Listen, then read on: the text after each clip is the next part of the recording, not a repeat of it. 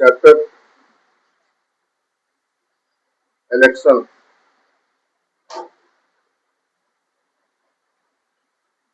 कहाँ तक हो गया इसमें? फंक्शंस ऑफ इलेक्शन कमीशन हो गया ना?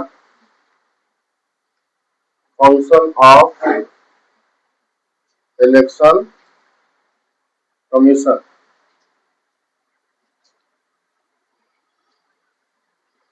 सबको क्लियर है ये टॉपिक? चुनाव आयोग के क्या कार्य होते हैं? कौन कौन से कार्य थे? चुनाव आयोग के कौन कौन से कार्य हैं भैया, बताइए जल्दी से। रिव्यू किए हैं लोग घर पर? पहला काम क्या होता है? इसी क्रिएट्स द इलेक्टोरल रोल। ध्यान देंगे इधर। इलेक्शन कमीशन क्या करता है? क्रिएट करता है किस चीज को? इलेक्टोरल रोल को। इलेक्टोरल रोल का मतलब मतदाता सूची तैयार करता है वो। दूसरा क्या करता है?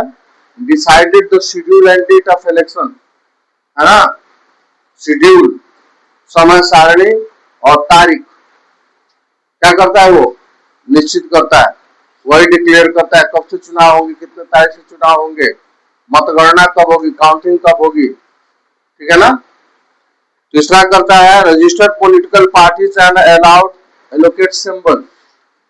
जितने भी लोग हैं जो चुनाव लड़ रहे हैं, those who are contesting election, election commission provide them a symbol. Symbol मतलब चुनाव चिन्ह, ठीक है? ये तीसरा काम हो गया। चौथा काम करता है free ensuring free and fair election. स्वतंत्र और निष्पक्ष चुनाव हो रहे हैं या नहीं हो रहे, इसकी भी वो गणना करता है।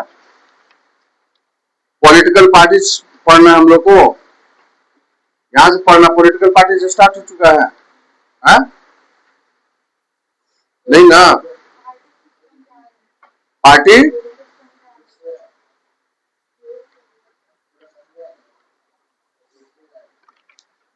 पार्टी सिस्टम के आगे ये पॉलिटिकल पार्टी से ही ना। अब नेक्स्ट हम लोग को पढ़ना है पॉलिटिकल पार्टीज, राजनीतिक दल। अगला जो टॉपिक हम लोग का वो क्या है भाई? Political party. इसको क्या कहते हैं हम? राजनीतिक राजनीतिक दल।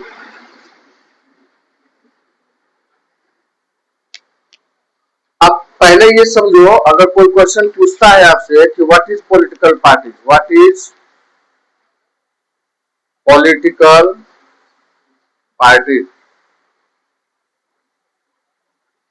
सिंपल सा क्वेश्चन है, राजनीतिक दल क्या है? Anybody else in the class? कोई भी क्लास में जिसको इसका आंसर दे सकता है? ये भी शब्द कॉमन शब्द है ना, पॉलिटिकल पार्टी, बचपन से सुनते आ रहे हैं ना। राजनीतिक दल, कांग्रेस, बीजेपी, जेडीयू, एलजेपी, ये तमाम तरह के क्या है, सब पॉलिटिकल पार्टीज है। तो नाम तो सुनते आ रहे हैं ना, नाम नहीं सुनते हो? सुनते हैं। तो राजनीतिक दल किसको कहेंगे? अगर क्वेश्चन पूछते हैं, आप पढ़ रहे हो और आपके पेरेंट्स ने पूछ दिया कि भाई राजनीतिक दल बताओ क्या है, क्या होगा आंसर? नहीं पता है? तो एक चीज सीखो आज के क्लास में कि दैनिक जीवन में रोज जो जो शब्द आपके कॉमन लाइफ में आ रहे हैं, सामान्य रूप से आपके जीवन में आ रहे हैं, उसके बारे में कहीं से भी इंफॉर्मेशन इकट्ठा करो। जैसे कितनी बड़ी मिस्टेक है, पॉलिटिकल पार्टी को हम बचपन से समझ रहे हैं, सिर्फ नाम सुन रहे हैं, इसके बारे में हम कुछ जानते नहीं।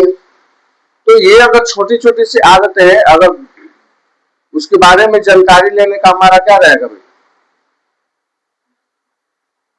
हमारी इच्छा रहेगी कि इसके बारे में क्या करें, जानकारी लें, तो आगे चल करके ये छोटी छोटी सी जानकारी बहुत बड़े जानकारी में क्या हो जाएगा? परिवर्तित हो जाएगा। क्या कहेंगे इसको? पॉलिटिकल पार्टीज को इसको कहते हैं the group of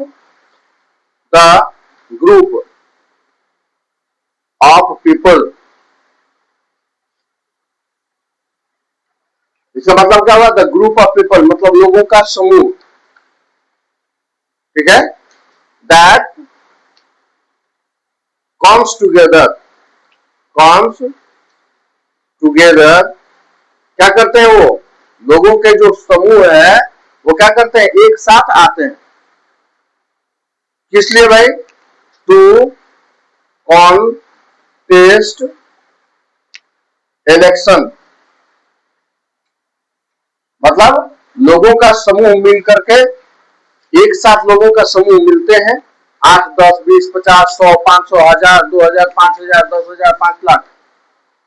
political parties बनती है तो शुरू में किसके द्वारा बनती है? 8-10 लोगों, 20-25 लोगों के द्वारा बनाई जाती है। तो एक साथ क्यों आते हैं? उसके पीछे कारण क्या होता है? Contest election. वो किस लिए आते हैं? चुनाव लड़ने के लिए। समझ में आ रहा है? ग्रुप ऑफ पीपल, लोगों के समूह, कम्स टूगेदर, एक साथ आते हैं किसके लिए? टू कॉन्टेस्ट इलेक्शन, चुनाव लड़े। चुनाव लड़ने के उद्देश्य से एक साथ लोग आते हैं। And make and to make government, and to make government, government is called क्या? political party। समझ बात आ गई? बात समझे? क्या है? The group of people that comes together. किस लिए आते हैं? किस लिए एकजुट होते हैं? किस लिए एकजुट होते हैं? कॉन्टेस्ट इलेक्शन, चुनाव लड़ने के लिए, ठीक है। And to make a government, चुनाव लड़ने के लिए और सरकार बनाने के लिए जब लोगों का समूह एकत्रित होता है, एकजुट होता है, उसको हम क्या कहते हैं? पॉलिटिकल पार्टीज कहते हैं। क्योंकि हेडिंग यही है ना, पॉलिटिकल पार्टीज पढ़ना। फंक्शन ऑफ इलेक्शन कमीशन के बाद क्या पढ़ना है? पॉलिटिकल पार्टीज पढ़ना है। और पॉलिटिकल पार्टीज के बारे में हम समझेंगे ही नहीं, जानेंगे ही नहीं, तो फिर आगे कैसे पढ़ेंगे? समझ बात आ गई? सबको दिमाग में आ गया? छोड़ दीजिए, ठीक है? क्लियर हुआ? बातें समझ में आई? पॉलिटिकल पार्टीज किसको कहेंगे? A group of people that comes together to contest election and makes government is known as political party। Clear हुआ? समझ में आ गई बात? आगे अब पढ़ते हैं पॉलिटिकल पार्टीज क्या है, क्या इसके फंक्शन। कह रहा है कि how do we learn about the various issues that effect citizen in their daily life. जो सिटीजन होते हैं, सिटीजन मतलब क्या होता है? नागरिक जो है, उनके दैनिक जीवन में, रोजमर्रा के जीवन में कुछ न कुछ समस्याएं क्या होती हैं? आते रहती हैं। वो समस्याएं समाज से जुड़ी हुई समस्याएं होती हैं, वो समस्याएं निजी जीवन से जुड़ी हुई समस्याएं होती हैं। तो हर व्यक्ति के जीवन में कुछ न कुछ क्या है? समस्याएं हैं। ऐसा कोई व्यक्ति नहीं है जिसके जीवन में कोई समस्या नहीं है। क्लियर हुआ? फिर से एक बार लाइन रिपीट कर रहे हैं। How do we learn about the various issues, हम कैसे जानेंगे, कैसे सीखेंगे? वेरियस इश्यूज, बहुत तरह के मुद्दे, बहुत तरह की समस्याएं हैं, that effect citizen in their daily life, जो नागरिकों के जीवन को प्रत्येक दिन क्या करते हैं? प्रभावित करते हैं। How do voters get to know about the candidate contesting election. अब जो कैंडिडेट हमारे सामने आ रहा है चुनाव लड़ने के लिए, उसके बारे में हम कैसे जानेंगे? है ना? एक बात बताओ, ये पॉलिटिकल पार्टीज किस लिए आ रही है? चुनाव लड़ने के लिए। इनका मुख्य काम क्या है? चुनाव लड़ना और क्या करना? सरकार बनाना, यही मुख्य काम है ना। तो चुनाव लड़ने के लिए अब ये क्या करेंगे भाई? कैंडिडेट्स का मतलब उम्मीदवार, उम्मीदवार को चुनाव मैदान में उतारेंगे। बीजेपी अपना उतारेगी, कांग्रेस अपना उतारेगी, जेडीयू अपना उतारेगी, आरजेडी अपना उतारेगी। भारत में 750 राजनीतिक दल, और प्रत्येक राजनीतिक दल क्या करेगा भाई? चुनाव में भाग लेगा, और चुनाव में भाग लेने के लिए अपने अपने कैंडिडेट्स को उतारेगा। तो कैंडिडेट्स तो उतर गए, किसके लिए, किस लिए उतर रहे हैं? किस लिए उतर रहे हैं मैदान में? किस लिए आ रहे हैं? इलेक्शन लड़ने के लिए। Very good. अच्छे स्टूडेंट है आप, चुनाव लड़ने के उद्देश्य से आ रहे हैं। तो अब एक बात बताओ कि ये जो कैंडिडेट्स आ रहे हैं बेटा, ये तो हमारे बीच में आ रहे हैं ना, ये लोगों के बीच में आ रहे हैं ना, क्या करने के लिए? वोट मांगने के लिए। और हमें क्या करना है? इनको वोट देना है। ठीक है, तो हम किसको वोट देंगे? वोट तो भाई बहुमूल्य है, वोट की कीमत है ना। अच्छे व्यक्ति को वोट देंगे तो अच्छी सरकार बनेगी, गलत लोगों को वोट देंगे तो गलत सरकार बनेगी। अच्छी सरकार बनेगी तो हमारा अच्छा विकास होगा, अच्छी सरकार बनेंगे तो पॉलिसी और प्रोग्राम, नीति और कार्यक्रम हमारे लिए क्या बनाए जाएंगे? अच्छे बनाए जाएंगे, है ना। तो हम कैसे समझेंगे कि जो लोग हमारे बीच में क्या कर रहे हैं, चुनाव लड़ने के लिए आ रहे हैं, है ना, वो किस तरह के हैं, है ना। तरह जानना जरूरी है ना कि वो सही व्यक्ति है कि नहीं, गलत व्यक्ति है, पढ़ा लिखा है कि नहीं, शिक्षित है कि अशिक्षित है ना, भ्रष्टाचार में लिप्त है कि भाई सीधा साधा आदमी है ना। तो जब तक हम उसके बारे में समझेंगे नहीं तब तक हम वोट तो देंगे नहीं। ठीक है, तो पॉलिटिकल पार्टीज ये सारी काम को करता है कि अपने कैंडिडेट्स को क्या करता है, चुनावी मैदान में उतारता है। आज जैसे ही वो नॉमिनेशन कर देता है, ठीक है ना, जो चुनाव आयोग होता है, इलेक्शन कमीशन, जिसको आप पढ़ चुके हैं, है ना, जो नॉमिनेशन कराता, पढ़े है ना, नॉमिनेशन कराता है, तो जिस दिन नॉमिनेशन अगर कैंडिडेट करते हैं उसके अगले दिन उसके सारे इंफॉर्मेशन को, क्योंकि जब वो नॉमिनेशन करता है तो कितना पढ़ा लिखा है, उसके पास कितनी संपत्ति है, उसके पुत्र कितने हैं, पुत्री कितनी है ना, उसके पास क्रिमिनल केसेस है या नहीं है, ठीक है ना, ये सारा इंफॉर्मेशन चुनाव आयोग पब्लिकली कर देता है। पब्लिकली मतलब अखबार के माध्यम से, टीवी के माध्यम से, सोशल मीडिया के माध्यम से, ये सभी कुछ जनता के बीच आ जाता है। तो हमको उस कैंडिडेट्स के बारे में समझने का, जानने का मौका मिलता है, और इस इंफॉर्मेशन के आधार पर हम अपने लिए एक उम्मीदवार कैंडिडेट्स को चुनते हैं, जिसको नेता के नाम से या रिप्रेजेंटेटिव के नाम से जानते। क्लियर हुआ? समझ में आई बात? समझ में आ गया बात? अब कह रहा है कि how is the election agent sit. Election agent क्या मतलब होता है भाई? इलेक्शन जो कराने वाला, कैंडिडेट के द्वारा जो व्यक्ति इलेक्शन करा रहा है, कंडक्ट करा रहा है, उसको क्या कहते हैं? इलेक्शन एजेंट कहते हैं। अभिकर्ता, उसको क्या कहते हैं? चुनाव अभिकर्ता। इलेक्शन एजेंट का मतलब चुनाव अभिकर्ता। ठीक है। What role do political parties play in election? चुनाव में राजनीतिक दल जो है वो किस तरह का रोल प्ले करते हैं, कैसे वो काम करते हैं? Most candidate belonging to the political parties through some contest independently. कुछ ऐसे भी कैंडिडेट चुनाव लड़ते हैं जो किसी राजनीतिक दल से संबंध नहीं रखते, है ना। कुछ ऐसे भी लोग चुनाव लड़ते हैं जिनको राजनीतिक दल से कोई संबंध नहीं है, वो इंडिपेंडेंट चुनाव लड़ते हैं। इंडिपेंडेंट मतलब उनका राजनीतिक दल से कोई संबंध नहीं है, वो स्वयं ही क्या कर रहे हैं? चुनाव लड़ रहे हैं अपने आइडेंटिटी पर, अपने पहचान पर, ठीक है ना, उनके द्वारा किए गए सामाजिक कार्यों के आधार पर वो स्वयं ही क्या कर रहे हैं?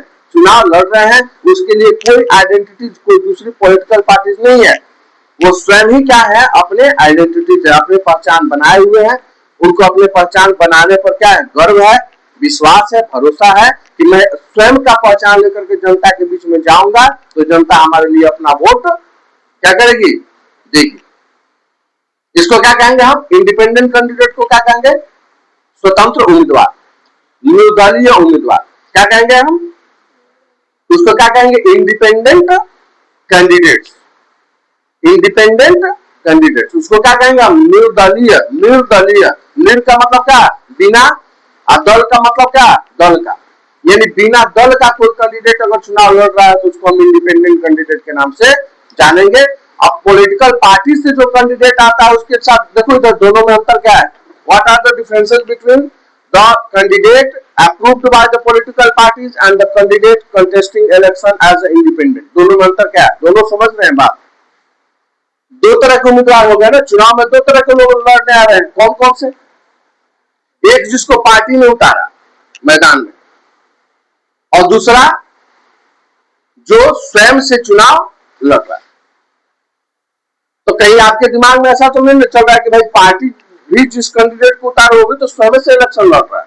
नहीं, उसको कौन लड़वा रहा है? पार्टी लड़वा रही है। उसके लिए खर्च कौन देगा? पार्टी देगी। उसके लिए प्रचार कौन करेगा? पार्टी करेगी, है ना। और वो व्यक्ति किससे जुड़ा हुआ है? पॉलिटिकल पार्टी से जुड़ा हुआ है। तो उसकी अगर कुछ कम भी जान पहचान है तो पार्टी का तो पहचान ज्यादा है, तो पार्टी के पहचान से लोग उसको क्या करेंगे? जान जाएंगे। लेकिन एक ऐसा कैंडिडेट जो जिसका पार्टी से कोई संबंध नहीं है, और वो भी लोकतांत्रिक देश है, और लोकतांत्रिक देश में 25 वर्ष का कोई भी व्यक्ति हो, अगर वो चाहे कि हम क्या करें, चुनाव लड़े, तो वो इंडिपेंडेंट क्या है? स्वतंत्र है चुनाव लड़ने के लिए, विदाउट एनी पॉलिटिकल पार्टी। तो उसको हम क्या कहेंगे? निर्दलीय कहेंगे, इंडिपेंडेंट कैंडिडेट के नाम से। तो कैंडिडेट कितने तरह का है भाई? दो तरह के। एक कैंडिडेट कौन से? The candidate belonging from the party. एक कैंडिडेट कौन सा? जो पार्टी से संबंध रखता है। और एक कैंडिडेट कौन सा? दैट कंटेन्स इंडिपेंडेंट, जो स्वतंत्र क्या कर रहा है? चुनाव लड़ रहा है, जिसको हम निर्दलीय चुनाव के नाम से या निर्दलीय उम्मीदवार के नाम से हम जानते हैं। क्लियर? समझ में आया? दोनों में अंतर समझ में आया? किसी को कोई डाउट है? कितने तरह के कैंडिडेट? कौन कौन से कैंडिडेट? जल्दी से रिप्लाई कीजिए, सारे बच्चे रिप्लाई करेंगे। कितने तरह के कैंडिडेट? दो। कौन कौन सा candidate? One candidate belonging to the political parties. एक उम्मीदवार हो गया जो किससे संबंध रखता है? राजनीतिक दल से। और एक जो है विदाउट पॉलिटिकल पार्टीज, उसको हम क्या कहेंगे? इंडिपेंडेंट इलेक्शन, इंडिपेंडेंट कैंडिडेट, निर्दलीय उम्मीदवार। क्लियर है? समझ में आ रही है? They help ensure that the democracy functions effectively by the providing of governance, accountable, responsible and a public engagement. हमने कल भी बताया था कि सरकार कैसी होनी चाहिए, तो तीन शब्द होने चाहिए सरकार के साथ। सरकार क्या होती है भाई? तो सरकार रिस्पॉन्सिबल होती है। रिस्पॉन्सिबल मतलब क्या? जिम्मेवार होनी चाहिए। किसके प्रति? जनता के प्रति, है ना।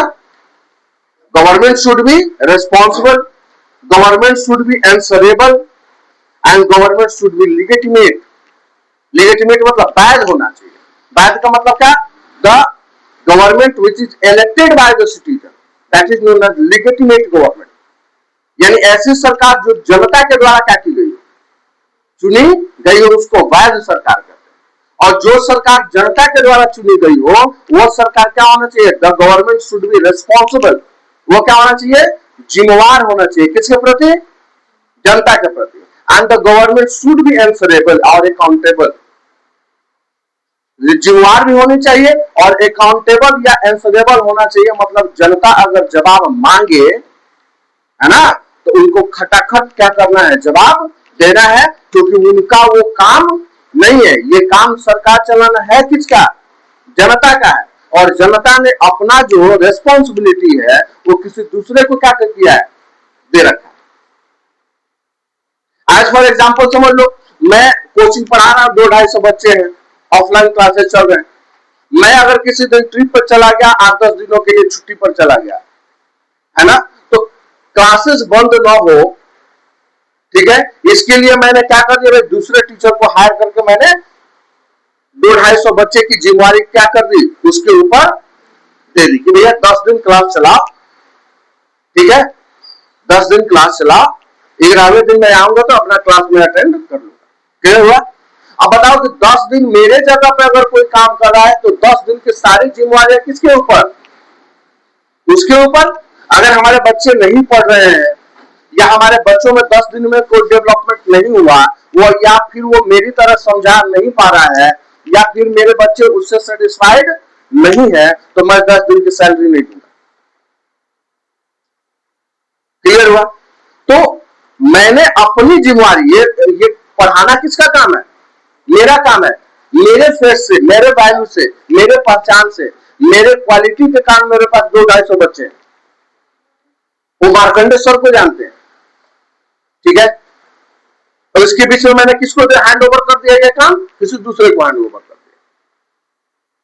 समझ में बात आ रही है? तो हम अगर बच्चे सेटिस्फाइड नहीं है तो I have to ask the question, मुझे प्रश्न पूछना पड़ेगा, किससे?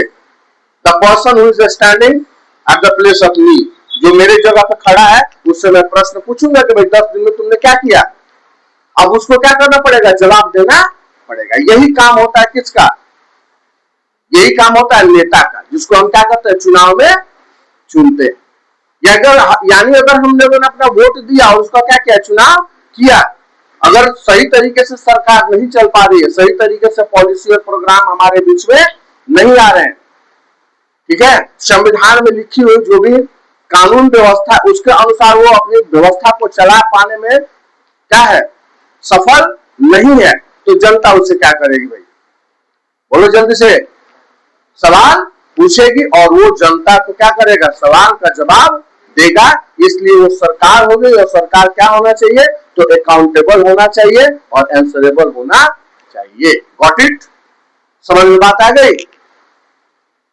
सरकार कैसी होनी चाहिए, अकाउंटेबल, रिस्पॉन्सिबल एंड लीजिटिमेट। बेटा सबको समझ में आ गया, किसी को कोई दिक्कत है नहीं है? यानी जो कैंडिडेट हम चुन करके भेज रहे हैं, एमपी बना रहे हैं, विधायक बना रहे हैं, विधायिका बना रहे हैं, ठीक है ना, वो सारे हमारे लिए क्या है, हमारे लिए क्या है, आंसरेबल है।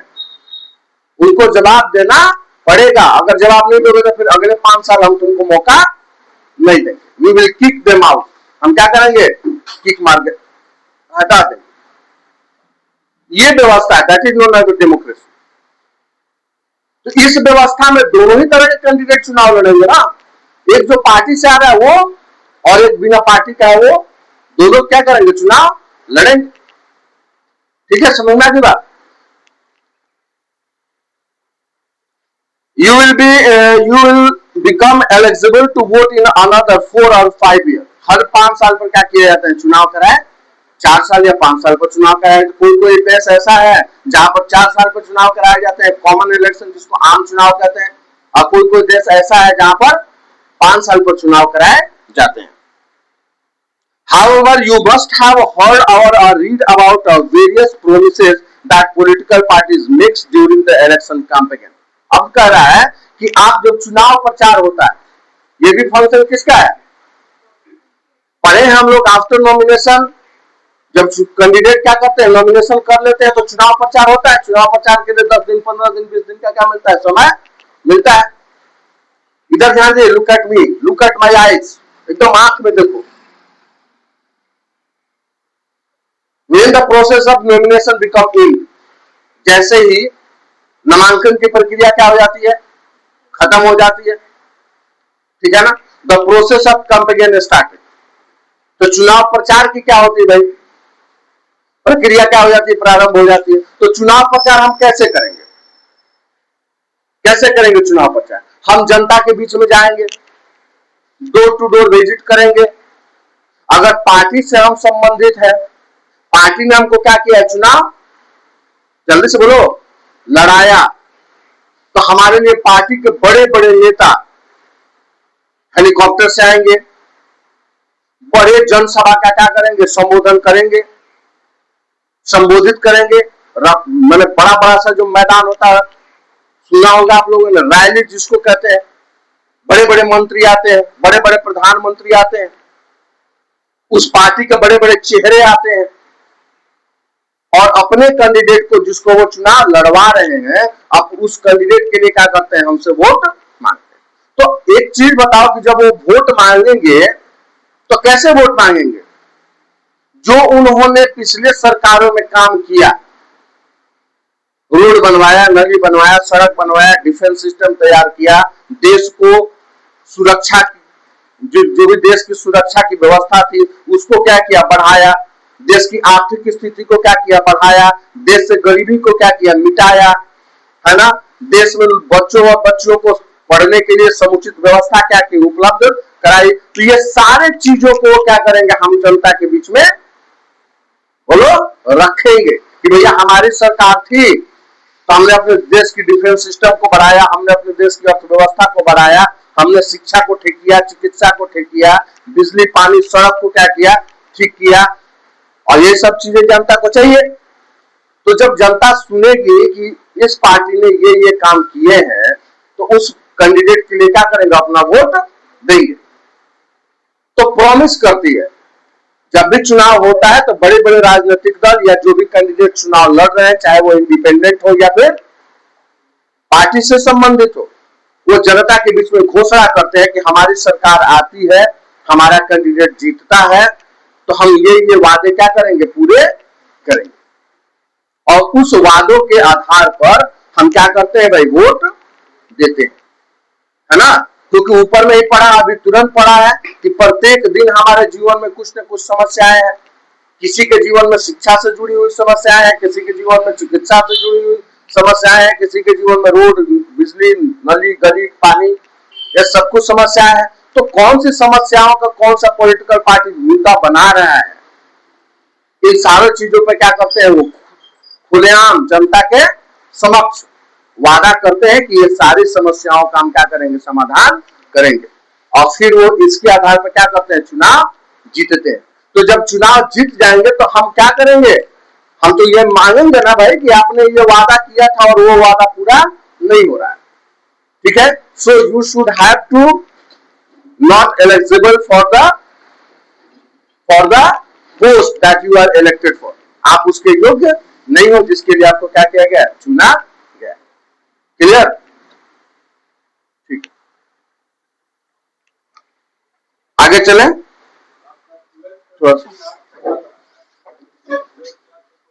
ठीक है, क्लियर, समझ में बात आ गई, किसी को कोई दिक्कत है। नेक्स्ट कह रहा है, ये एक लाइन को मैंने डिस्क्राइब किया, किस लाइन को डिस्क्राइब किया, you will become eligible for the vote, you must have heard, आपने सुना होगा, हर्ड मतलब सुनना, और read about various promises that political parties makes during the election campaign.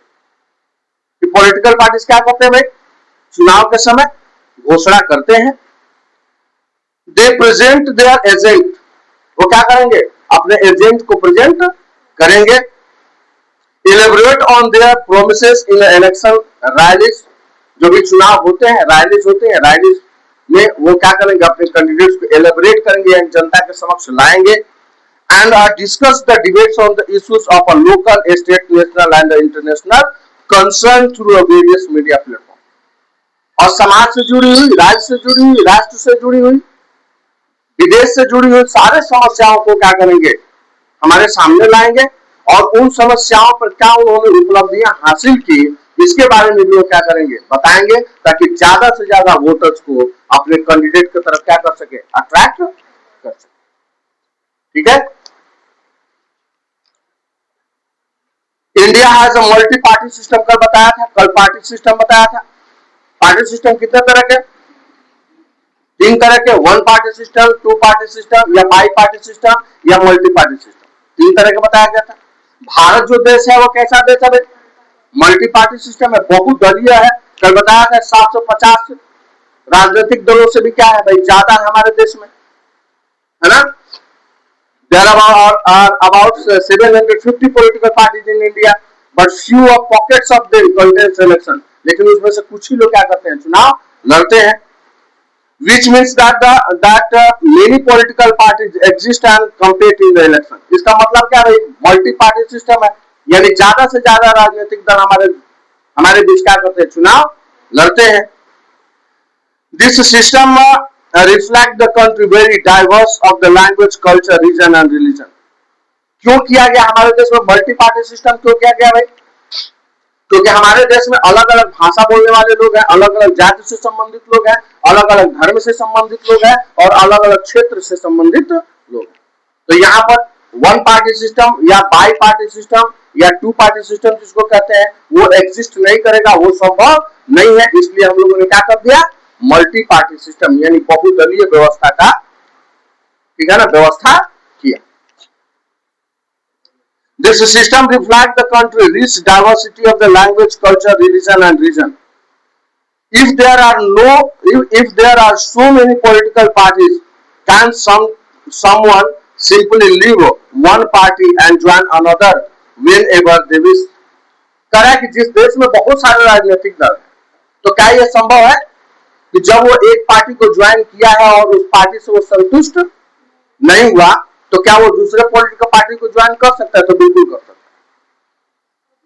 अभी भी आप कर सकते हो। आप आरजेडी में हो, आप एलजेपी में हो, आप जेडीयू में हो या भारत के कोई भी पॉलिटिकल पार्टीज हो, अगर आप इसके एक्टिव मेंबर हो, सक्रिय सदस्य हो, है ना, और sometimes you are become disappointed by the political parties for their policy और प्रोग्राम, और कभी कभी आप उनके नीति और कार्यक्रमों को लेकर के उससे क्या हो जाते हो, नाराज हो जाते हो, you can suddenly change the political party. तो आप क्या है, स्वतंत्र है ना। एक पॉलिटिकल पार्टी को छोड़कर के हम क्या करेंगे भाई, दूसरे पॉलिटिकल पार्टीज को ज्वाइन कर लेंगे। ये हमारा क्या है, that is our democratic right, constitutional right, है ना, ये संवैधानिक अधिकार है हमारा। However, once a person has been elected on a particular party ticket, leaving that party is considered as a defection। पहले होता था, इधर ध्यान दीजिए, इसको डिफेक्शन कहते हैं। डिफेक्शन क्या कहते हैं? डिफेक्शन। डिफेक्शन इसका हिंदी होता है दल बदल। दल बदल मतलब वही चीज कर रहा है कि अगर एक पार्टी से आप संतुष्ट नहीं है तो आप दूसरे पार्टी को क्या कर सकते हैं, ज्वाइन कर सकते हैं। लेकिन दिक्कत क्या है यहाँ पर, समझना है कि जैसे ही आप किसी पार्टी का लोगो लेकर के, सिंबल से आपने चुनाव लड़ा ना, तो चुनाव लड़ने के आप उस पार्टी के बड़े बड़े नेता है, आपके पक्ष में क्या किया, प्रचार किया, और आपने उसके प्रचार से या अपने आइडेंटिटी से आपने उस पार्टी का क्या कर लिया, चुनाव जीत लिया। तो आप तो कैंडिडेट कराएंगे उस पार्टी के। आप कैंडिडेट किसके कराएंगे, पार्टी के। जिस पार्टी ने आपको टिकट दिया, जिस पार्टी ने आपके लिए प्रचार किया, उसने आपको चुनाव जितवाया। और चुनाव जीतने के बाद अगर आपको लग रहा है कि नहीं ये पार्टी हमारे लिए उचित नहीं है, और तब आपने क्या कर दिया, उस पार्टी को छोड़ करके दूसरा पार्टी ज्वाइन कर लिया, तो जो आपने चुनाव जीता वो कैंडिडेचुअर यानी सदस्यता आपकी क्या कर दी जाएगी, रद्द कर दी जाएगी। और तब आप दूसरे पार्टी को क्या कर सकते हैं, चुनाव दूसरे पार्टी को ज्वाइन कर सकते हैं। इसको डिफेक्शन ऑफ लॉ के नाम से जानते हैं, दल बदल का कानून। पहले ऐसे होता था कि चुनाव किसी दूसरे पार्टी से जीत जाते थे और फिर सरकार बनाने के लिए हम दूसरे पार्टी को क्या करते थे, समर्थन कर देते थे। तो इससे पॉलिटिकल अनस्टेबिलिटी आती है, राजनीतिक अस्थिरता होती है, सरकारें हमेशा गिर जाती थी, टूट जाती थी, 5 साल सही ढंग से चलाई नहीं जाती थी। इसलिए सुप्रीम कोर्ट ने यह आदेश दिया कि डिफेक्शन लॉ यानी दल बदल के कानून ला, कोई भी कैंडिडेट स्वयं से अगर किसी पार्टी को छोड़ करके दूसरे पार्टी को क्या करता है, ज्वाइन करता है, तो उसकी सदस्यता को क्या कर दिया जाएगा, रद्द कर दिया जाएगा। उसको हम क्या कहेंगे, डिफेक्शन ऑफ लॉ। ठीक है, समझ में आगे बात। Defection refers to a bonding or a switching from the political parties under whose banner the candidates was elected। किसी भी बैनर के, किसी भी पार्टी के बैनर के तहत आप क्या करते हैं, चुनाव जीतते हैं, तो 5 साल उस पार्टी के साथ क्या करना पड़ेगा, आपको रहना पड़ेगा। अगर बीच में अगर आपने उसको छोड़ दिया तो आपकी सदस्यता क्या हो जाएगी, खत्म हो जाएगी, फिर से चुनाव होगा। They may involve joining another party or choosing to act independently or of the party's election, particularly in a matter such as voting in the legislature. Such action, if understood in the context of the party disciplines and political stabilities, are considered as a political opportunities। इस तरीके से हम मानते हैं कि सरकार स्थिर हो जाती है, अस्थिर हो जाती है, और आपको ये जो लाभ दिया है पॉलिटिकल पार्टी ने, इस लाभ के योग्य आप नहीं है, तो फिर आपकी सदस्यता क्या कर दी जाएगी, खत्म कर दी जाएगी। ठीक है, क्लियर हुआ। पार्टी हम लोगों ने पढ़ लिया। नेक्स्ट हम लोग का है challenges to free and fair election.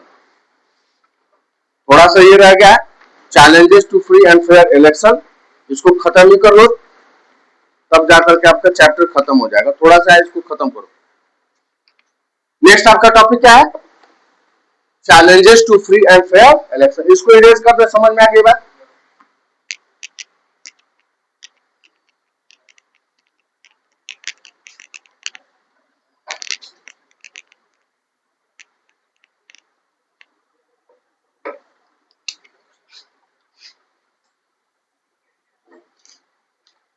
challenge to free and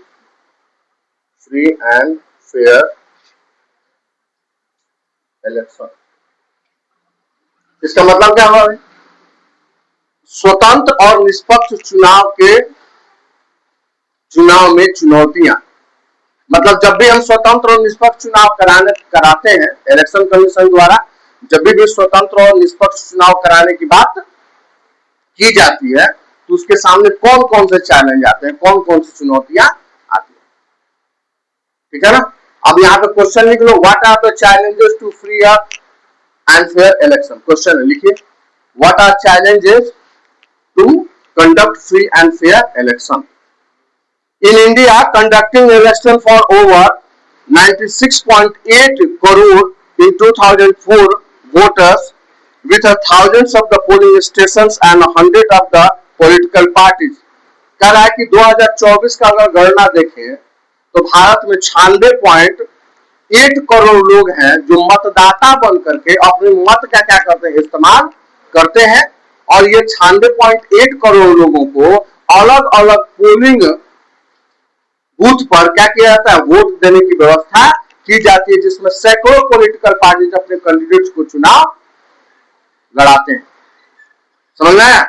2024 के अनुसार कुल मतदाताओं की संख्या कितनी है? 96.8 करोड़।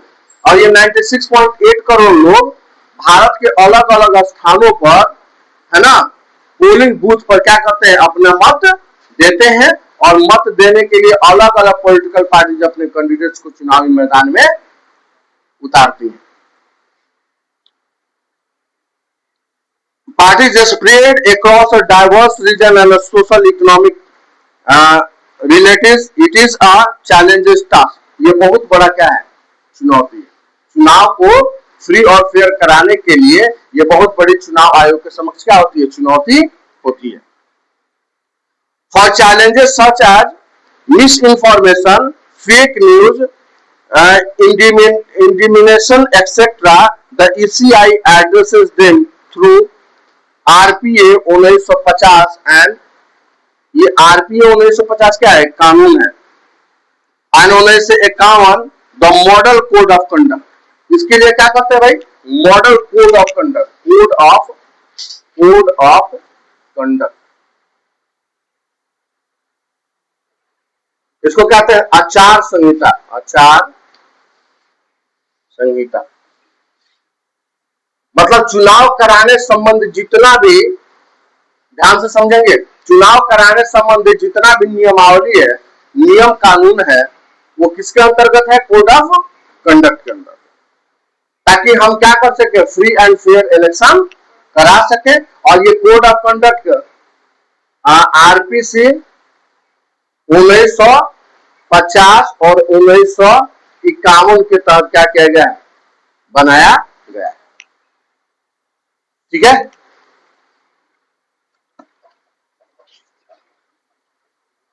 आरपीए है, आरपीए 1950 और 1951। EVM voter verifiable paper, adult trials, voters awareness campaign and other measures with a contest, vigilance and active citizen participation, election can become more representative and the democracy more robust। इसके लिए क्या कहा जाता है भाई, जो भी वोटर्स हैं, वोटर्स मतलब मतदाता, उनको अवेयरनेस किया जाता है। अवेयरनेस मतलब जागरूकता बढ़ाई जाती है। That was the value of your vote, how you can cast your vote, अगर आप 18 वर्ष के हो गए तो अपना नाम मतदाता सूची में क्या करो, ऐड करवाओ। ठीक है, चुनाव से पहले फ्री और फेयर इलेक्शन कराने के लिए कोड ऑफ कंडक्ट लागू कर दिया जाता है। और जैसे ही कोई कोड ऑफ कंडक्ट लागू कर दिया गया, सरकार कोई भी नया काम नहीं करेगी, सरकार किसी भी तरह की कोई बहाली नहीं देगी, सरकार किसी भी तरह का कोई नया टेंडर नहीं देगी। ठीक है, इसको हम क्या कहते हैं, कोड ऑफ कंडक्ट कहते हैं, ताकि हम फ्री और फेयर इलेक्शन करा सकें। क्लियर?